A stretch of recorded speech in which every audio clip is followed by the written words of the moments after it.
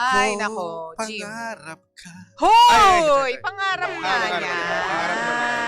Pangarap niya, kaso medyo expensive yung kanyang Oo, pangarap. ibang klase, kawawa naman tong si ano sino yung pangalan niya? Si Randy. Si Randy. Pero umahanga tayo sa Oo. pagmamahal niya at Nakaka- dedication and commitment niya. Yes, nakakatuwa. I'm proud of you, Wow! brother. Gusto mo?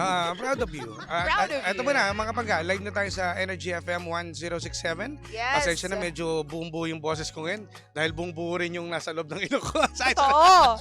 Talaga naman, Ah. medyo may sipon na po si Jim ngayon. Pero bago may bigay ang sige. iyong reaction, Gumaganon ako. partner, mag-update lang tayo. Ayun nga pala. Crowd estimate po tayo ng Translation 2026. Nasa- Yung Poong Nazareno po natin, nasa 210,000 na Uy, po. dami Sabi na. po yan ng Manila Public Information Office. At sa mga oras na ito, kung hindi ako nagkakamali, nasa Ayala Bridge pa rin sila.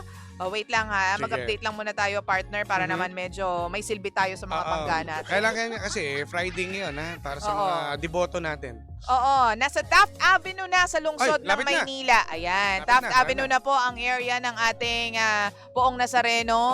Kaya, ayan, sa mga nagbabantay po. Kasi baka pumunta sila dyan eh. Yes, Oo, nasa Oo. Taft Avenue na. At konting-konti lang, konting kembota lang, malapit na partner. Lapit sa na ba yun? papuntang papuntang Quiapo Church yan. Malapit-lapit na. Oh, yes. Ang aga, if fairness. Kung makakabalik ka agad or makakatungtong agad sa Quiapo area, ang aga. Anyway, Sige. balik tayo Balik tayo dito. sa lihim ng Ang liham. aking reaction dito, partner, ay ako ay Natatawa! Natatawa. Bakit ka naman natatawa kay Randy? Hindi, kasi nga, ang ano ito para sa mga kalalakihan, Oh, makinig kayo sa akin. ano? Hindi porket ang lalaki, ito para rin to sa inyo provider tayo. Oo. Diba? Provider naman talaga. Pero napakasolido mong provider na halos lahat ang kinin mo na. Ultimo mong utang ng nanay ng magiging mapapangasawa mo, Oo. babayaran mo. Bait eh. Sobrang walang masama sa magiging mabait eh. Pero dapat, no, di ba, hindi pa naman kayo kasal?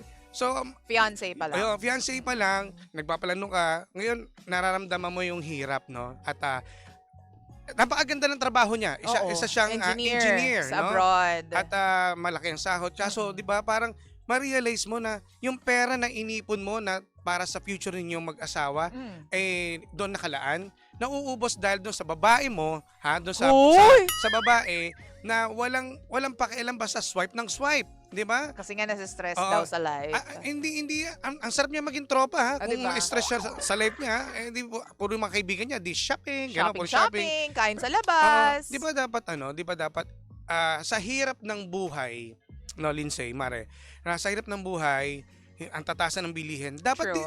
di ba, lalaki, nung araw lalaki talaga ang provider, lahat silang gagastos, True. maging sa handa, sa kasal, Oo. preparasyon.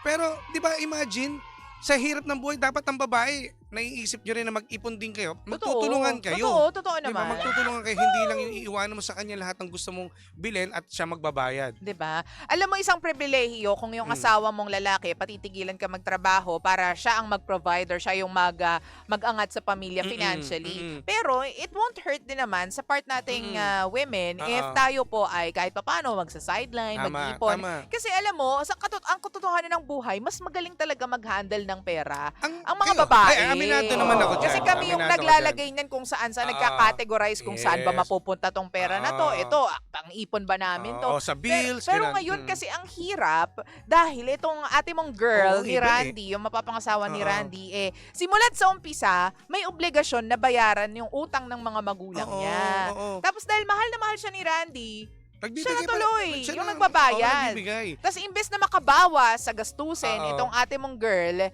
Nadagdagan. dumadagdag pa dahil nga sa stress shopping. Oo, yun ang hirap doon. So, ngayon, hindi mo masisisi Oo. etong si ilagay mo rin yung pangalan, nakalimutan ko. Randy. Si Randy, Oo. no, na magdalawang isip na itutuloy ba niya o ano ba dapat niyang gawin.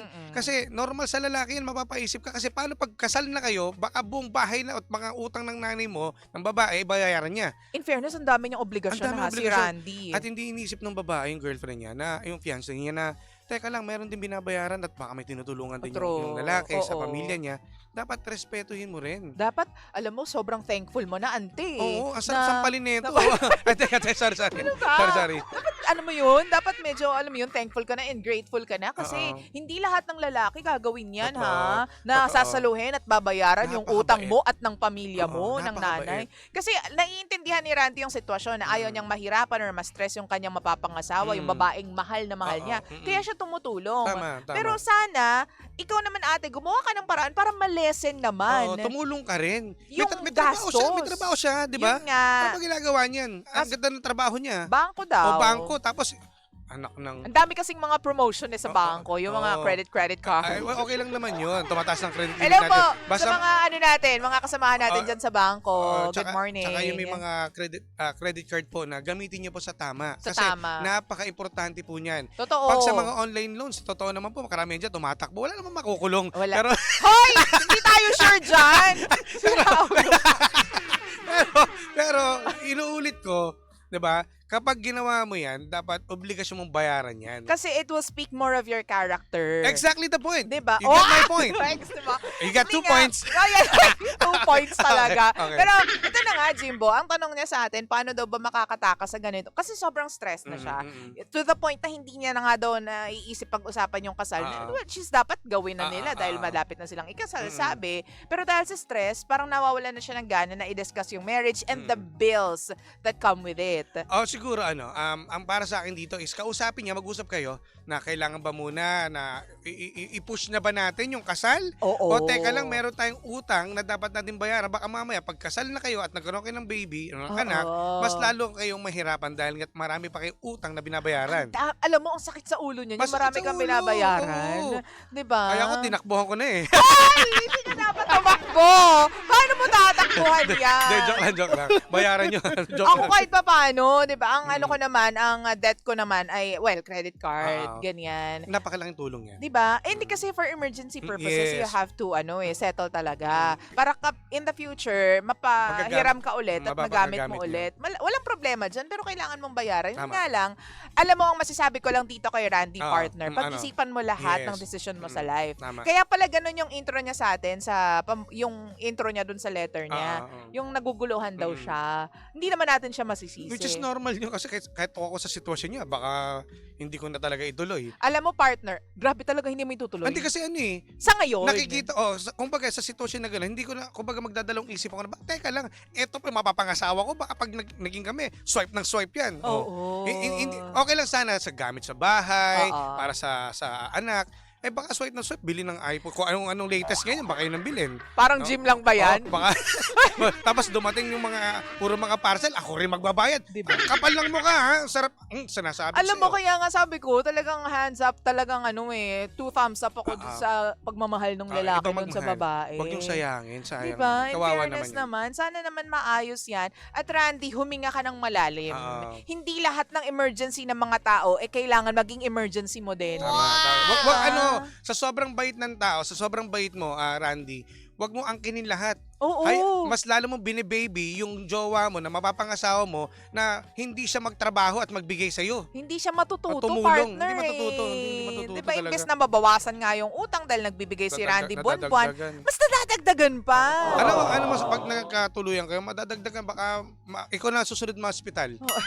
Mas Baka mabankrupt Oo, ka. baka wala na. Delikado yan. Mag-usap kayo at mag-isip, no, kung ano ba, tama ba itong unahin natin yung kasal o tama bang unahin muna natin magbayad ng utang. Ito pa ang sabi pa ng babae, baka daw pwedeng bonggahan ng konti yung kasal. Ang kapal din, Kaya ano? nga, di ba?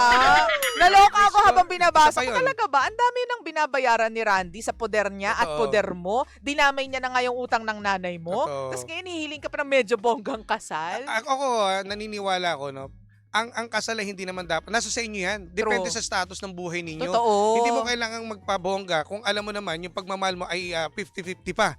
Kung talagang mahal mo isang tao, kahit sa lugar yan na pwedeng ikasal, gagawin mo yan. Ay, nako. Very well said. Totoo yan. Loko.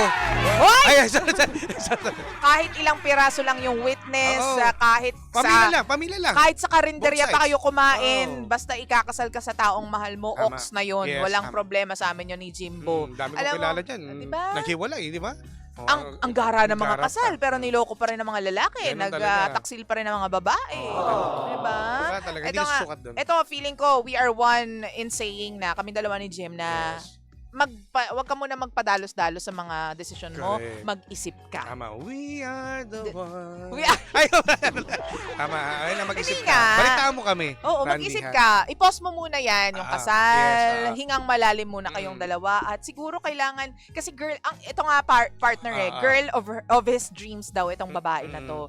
Pero parang nagsisisi na daw siya. Ayun nga eh. Huwag kayo mabulag sa mga ganyang ano. Porket maganda. Oo, maganda, sexy. Kilalanin nyo. Para naman kayong si Jim yan eh. Ay! O bakit maganda si Milky? Lahat magaganda. Oo. Ikaw, lahat ng mga wala naman talagang may itsura ang tao. Lahat magaganda. Nilikha tayo ng Diyos para mahalin. Ay, ang lalim mo dun sa part na Diba? yun ah. Amen. Siyempre, translation ngayon. Di ba? Face of the Grabe. Black Nazarene, maging Yeah. mabay tayo. Maging mabuti tayo. Maging mabuti. Kasi sa totoo lang, wag tayong magpasilaw Yes. sa ganda, sa, alam mo yon, imahe lamang ng mga tao. Ugali at yung puso, yung talagang tunay bang pagmamahal. Totoo, yung character ng tao, yun ang very, very important. At dahil dyan, susunod na po ang Baglitas! Dito lamang yan sa number 1, 6.7 Energy FM. Pag mong sabing radyo, Sabihin mo! Energy! DJ Lindsay at DJ Jimbo. Energy sa umaga.